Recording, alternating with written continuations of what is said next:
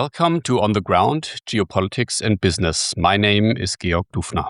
And my name is Thomas Schiller. This episode of our podcast will be in English. It will be our summer recap of the first episodes we have already done, 9 in total. We hope that by doing this in English, we will reach most of our listeners. It will be a summary, but not only. We will also discuss 2 current topics and present them to you. And we'll present also what you can expect after the summer holidays. We indeed hope that you are enjoying the summer holidays in the Northern Hemisphere. And for our listeners in the Southern Hemisphere, we also hope that you have a nice winter holiday. We know that we have a lot of guests from the Southern Hemisphere by the statistics that we apply. So as your hosts, we are rather proud also that we have been able to put together all those episodes in our podcast in all 4 languages, in German, in English, in Spanish, and French, with many interesting and very inspiring guests with new perspectives. And all of our guests have this proven track record on the ground. So, what happened so far? We have been talking about political developments in Latin America, for example, in Peru or Venezuela. And we have been discussing topics like tourism in West Africa or organized crime in Brazil. Our journey also touched Bolivia and Senegal, for example, and many more countries in Africa and Latin America. All this, as Georg just mentioned, in 4 different languages. We are aware that this is a challenge for our listeners, but For my French too. for my Spanish too. But this is exactly the idea, because we want really to present a truly international podcast. And only a simple example, when we talked about Venezuela with our 2 friends, we have had the pleasure to speak with Eduardo, and he himself is working on the ground in a medium-sized Venezuelan town. And talking to people like Eduardo is only possible if we do it in Spanish. So that's the logic of the podcast, if you Absolutely true. I think those informations that you can get, for example, from Eduardo, but also from other people from Africa and Latin America and beyond, available in one podcast channel that was the original and is the original idea of this format. So with the information from people who are all working or have been working on the ground, I think that's the only way. Yeah, and you mentioned in one of our last discussions, Georg, that there is also this possibility on YouTube with the subtitles, no? Exactly. If you want to have subtitles, we are always working on technical improvements too. But if you want to have subtitles at the moment, we recommend to you to join our YouTube channel, watch the episodes there, and there you can apply subtitles in your desired language. So YouTube isn't perfect in that sense. It's not always 100% exact, but it's a good way to get the gist and get the main contents of a conversation you otherwise couldn't follow. Very good, very good.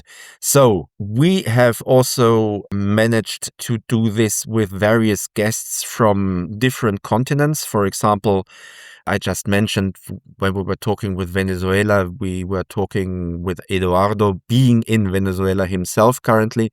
So this is sometimes a little bit a technical challenge, not only because of the time zones, but also, as you can guess, because of we need a stable internet connection, and sometimes really we have to work on this because not on every days we can get a stable internet connections in some areas. Especially, for example, we had some fears that it might not work with Venezuela because of the earthquake, but we managed. And of course, as you just mentioned, Georg, we will improve further down the road, as we try to do always. Yes, of course. And well, the connection is always a subject, but it's also a subject sometimes in Europe. So exactly. Last time my internet connection broke down here in Bavaria. But it's improving all the time, and we managed to cope with those kind of problems. Very good. So, and then without further ado, I think we go to some current topics we want to discuss today. So Georg and me. And these are topics we didn't mention in the last episodes, but which are, let's say, important for our 2 continents, for Latin America and Africa. Georg, would you like to start with Latin America? Yes, of course. We want to have a little bit of an outlook at the elections, especially in Latin America. We already covered Peru and Brazil, so we already covered like two important countries and their electoral challenges and dynamics. With Peru, concerning Peru, we had Marisol Perez-Tello as a guest, and she already predicted Mrs. Fujimori's victory, so no big surprises here. Mrs. Fujimori surely will align more or less with the US point of view and will strengthen the right wing in Latin America. On the business side, this change of government won't affect Peru all that much. And we also already talked about Brazil with Tjerk Brühwiller from the Frankfurter Allgemeine Zeitung. The polls for the general election in Brazil for October 4 show an extremely close race between Lula da Silva and Flavio Bolsonaro. Like it's a So classical. just to interrupt you, Flavio Bolsonaro is the son of the former president, right? Exactly. Yes, indeed. He is the son of Jair Bolsonaro, and he's going to the polls with Lula da Silva. Lula da Silva is already almost 80, or is he already 80? So it's a different left-right divide. And as Tjerk Brühwiller already pointed out, both candidates have, above all, many enemies. It's a deeply divided country, Brazil, in those days. And so it will be interesting, and the polls are very close, as I said. In this area, talking about electoral challenges and their implications for geopolitics and business, it's also important to mention that we talk to everyone on a very broad political spectrum. This podcast has no political affiliation whatsoever, but of course, our guests may have a political standpoint. This podcast doesn't. This is very important to underline, because also obviously people may have also different political standpoints because they have a different biographical background. For example, business people might see things a little bit differently compared, for example, to a foreign correspondent of a large newspaper. So, of course, we will have all kinds of people on our show, and this show, Georg and myself, we have no political message here. So the show has no political affiliation. That's very important to underline. You're right. And it's also important to underline that we have no censorship, of course. We discuss issues here. Also that with regard for sensitivities, we talk to local people whose views may be controversial or not in some other parts of the world. So that is important also to highlight. Exactly. Yeah. So this is just a brief comment on how we select our guests, and that there is no limitation, or almost no limitation, in what they can say. But coming to upcoming elections in Latin America, the more radical change came in Colombia. In Colombia's election, where the left-wing president Gustavo Petro left office to make place for Abelardo de la Espriella. He's a right-wing political outsider, very close to the actual US administration, and it's clearly a bit early to tell the details of how he will develop his program in geopolitics, but also in the business area, but especially considering the earthquake that shook Colombia only a few days after his inauguration. This obviously will trouble a bit the development of his political program. But we will very likely see a close cooperation of things fighting the drug cartels in Colombia, and probably also favorable conditions for business and investments, as he announced. And people might argue, of course, that after Petro, we're going now back to another right-wing government, which is a bit of a Colombian tradition. But there's a certain caveat here, in the sense that although De la Espriella has a backing of the traditional parties of the right, he still is an outsider with his own agenda, an own disruptive agenda, which will definitely not be the classical Colombian conservative way. So this is sorry to but only for a quick question. So with the new president in Colombia, and you said he's more of a political outsider than a representative of the traditional right-wing parties. Isn't that also true, for example, what we have seen in Chile with the election of President Cast? A little bit the same thing, no? Yes. I mean, the ways and the functioning in Chile, even though also the new President Cast is also from a non-traditional right, his ways of presenting himself are a bit different of De la Espriella. Okay. Like, it's a different style, and also Chile is a bit more the whole discourse and the whole style is a bit more moderate and a bit more sober, I would say. In Colombia, it's a bit different. De la Espriella truly has those idols in the sense of Milei, of Bukele, and obviously of Trump. So he has this disruptive style to him also. Cast a little bit less. He presents himself as someone traditional, even though he either is of the traditional right wing. So it's a bit of a different form of presentation, and we will have to look further down the road. I mean, Cast isn't all that long in office, so we'll have to look a bit further down the road if this transforms into a really different politics too. But that's a bit the difference, I think, between Argentina and Colombia, Chile and Colombia. Sorry. You mentioned Argentina already and Milei. So could you tell us something about this? Because this is very interesting in our context of geopolitics and business, because Argentina has this interesting thing about President Milei, that President Milei probably is the most known president of Latin America nowadays on the globe. So everyone has an opinion on him. So can you tell us something about this phenomenon? What's happening there? Yes, we definitely want to cover it in the second half of this year with a guest from Argentina, because Argentina obviously is very interesting, but it's also a country which for outsiders is a bit hard to judge because everyone has an opinion about Milei. Milei is a very public and a very polarizing figure, and he's very present in the media. He has a new style and a new approach, so it's a bit hard to judge due to the disruptive and experimental character and the politically highly risky intent of Milei to dismantle the vices of Peronism, which led to a stagnant economy in Argentina. And Actually, in Argentina, for example, the macroeconomy is doing very well with a lot of investment in mining and in oil and gas. But the local industry is struggling quite a lot with companies closing and high unemployment. So it just turns out that transforming like 70 years of a closed economy comes at a cost, and it's not a low cost. So some people in Argentina are quite content with him, but other people in Argentina also there's the elections in 2027. They are upcoming elections, and some people in Argentina obviously hope that there won't be a step backwards in those elections.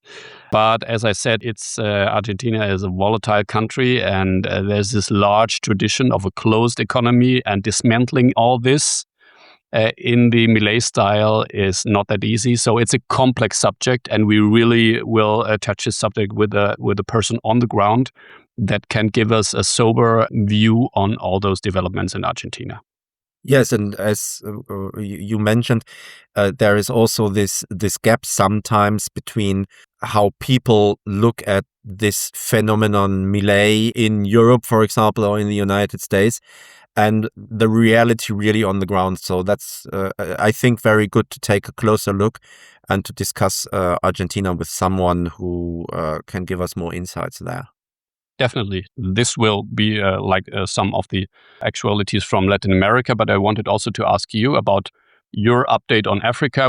Lately, there was much talk about the Bab-el-Mandeb. If I'm correct in my geography knowledge, there's always two sides, but we only talk about the Arabian side, but not so much about the African side. How do you see the geopolitical and also the geo-economical implications of those recent developments in the Red Sea? And perhaps you can comment a little bit on what Africa means in this equation.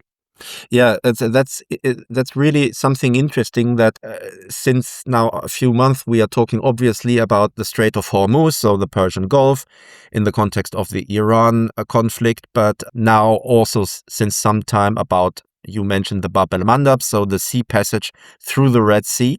And the interesting thing is, as you just mentioned, is there is a lot of talk, obviously, because of the Houthis, about Yemen, so the Arab Peninsula, and there is also a lot of talk about the oil pipeline which goes through Saudi Arabia and goes to the Red Sea as an alternative route for oil because of the problems related to Iran and the Strait of Hormuz.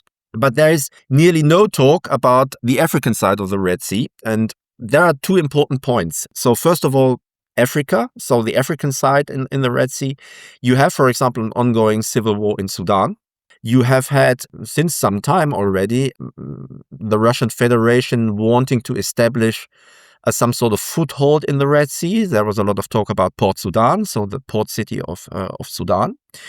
And you have obviously also the completely destabilized country of Somalia, where normally a peace mission of the African Union, it's called AUSAM, this mission, should be taken over. So it's officially established, but there is a financing problem for AUSAM.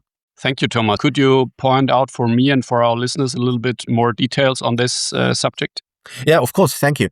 So in Somalia, everyone knows that this is a very unstable country. You have the presence of a terror group called Al-Shabaab, and you have also, let's say, a very complex situation inside the country for many other different reasons, not only the terror reason. And therefore, there is a African Union mission, and this stabilization mission is called AUSAM, with AU for African Union Stabilization Mission Somalia, and it is supported by the United Nations, so it is also mandated by the United Nations, but it is a mission carried on by the African Union, and as I said, the main problem is the financing of this mission. So for the moment, there is a struggle about the budget. Let's put it that way.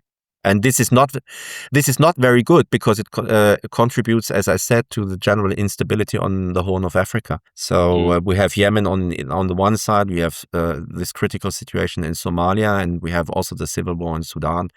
So the fact that Somalia is also an ongoing problem is not very good for the stability in this region with this important sea lane through the Bab-el-Mandeb and the Red Sea. Yeah, that's one strategic discussion which is not mentioned all too often in Europe, because we always, as I mentioned, we always talk about the Arabian side, but very little about the African side.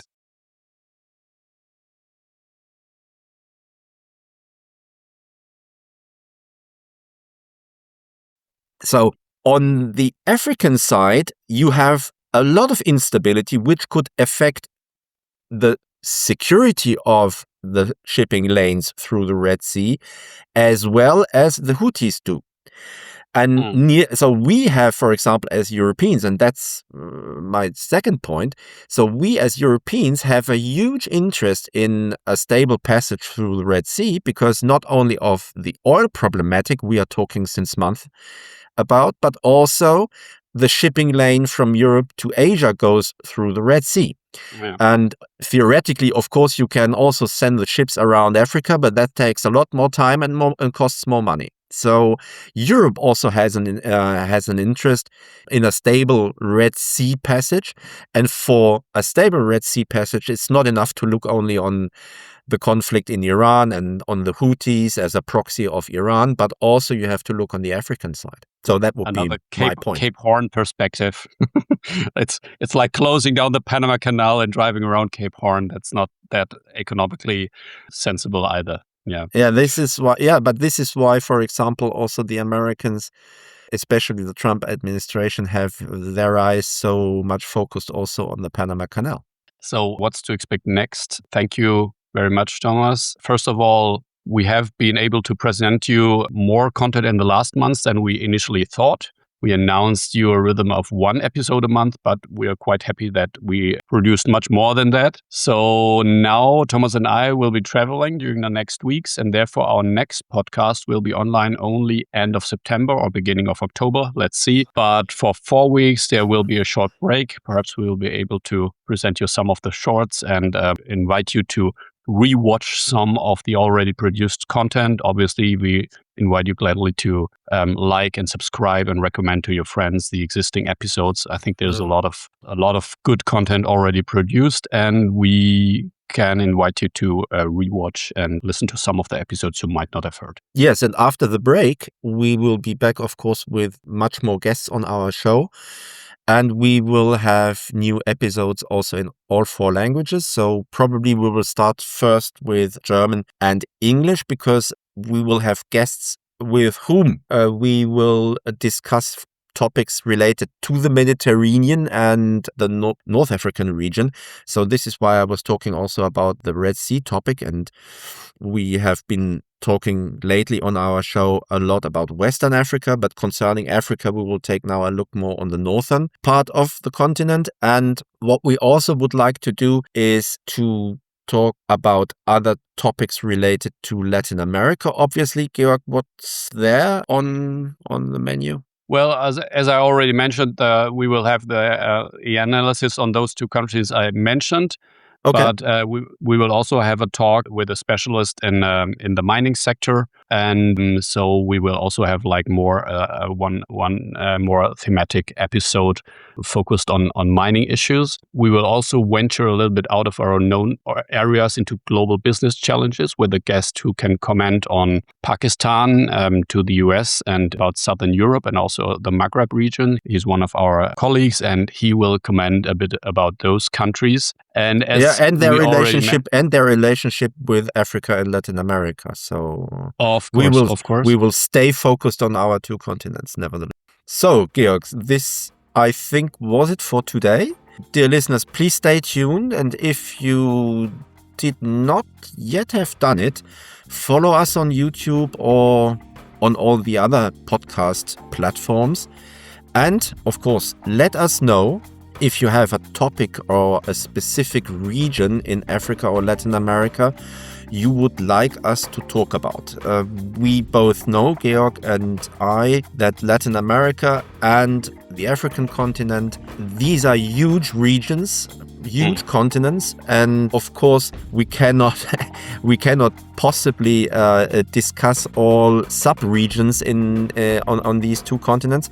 But if you have a suggestion, so this would be really an important thing for us also, if you would like us to talk about a specific topic linked to Africa and or Latin America, then just let us know in the comment sections, or you can write us also an email. Of course, we are highly interactive and we always appreciate all the input from the audience. So that would be great if you could write us something. There's no scarcity of subjects, as Thomas just pointed out, but the input of all our audience is greatly appreciated. Thank you so much and have great holidays. Thank you very much.